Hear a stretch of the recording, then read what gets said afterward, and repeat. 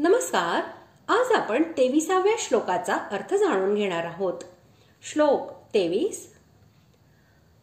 रुद्राणां शंकरश्चास्मि वित्तेशो यक्षरक्षसां वसूनां पावकश्चास्मि मेरुशिखरिणामहम्. श्लोकाचा अर्थ: 11 रुद्रांमध्ये शंकर मी आहे आणि यक्ष व राक्षसांमध्ये धनाचा स्वामी कुबेर आहे. मी 8 वसूंमधला अग्नी आहे आणि शिखरे असणाऱ्या पर्वतांमध्ये सुमेरू पर्वत आहे.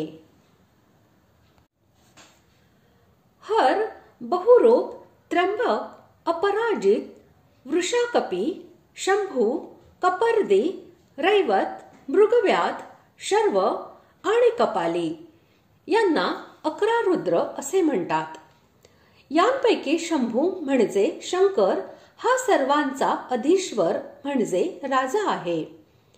तसेच तो कल्याणप्रद व कल्याण स्वरूप आहे, म्हणून भगवंताने त्याला आपले स्वरूप असे म्हटले आहे.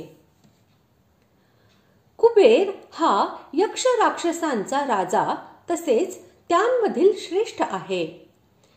तो धनाध्यक्षाच्या पदावर आरूढ असलेला प्रसिद्ध लोकपाल आहे, म्हणून भगवंताने त्याला आपले स्वरूप असे म्हटले आहे. धर, ध्रुव, सोम, अह, अनिल, अनल, प्रत्युष आणि प्रभास या 8 वसू असे म्हणतात. यांमधील अनल म्हणजे अग्नी हा वसूंचा राजा होय आणि तो देवांना हवी पोहोचविणारा आहे. याखेरीज त्याला भगवंताचे मुख असेही मानले जाते, म्हणून अग्नी याला भगवंतांनी आपले स्वरूप असे म्हटले आहे. सुमेरू पर्वत हा नक्षत्र व द्वीप यांचे केंद्र तसेच सुवर्ण व रत्न यांचे भांडार मानला जातो. याची शिखरे इतर पर्वतांच्या पेक्षा उंच आहेत. अशा प्रकारे शिखर असलेल्या पर्वतांमध्ये मुख्य असल्यामुळे सुमेरूला भगवंतांनी आपले स्वरूप असे म्हटले आहे.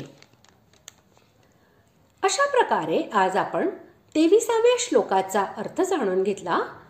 पुढील भागात आपण 24व्या श्लोकाचा अर्थ जाणून घेणार आहोत. धन्यवाद.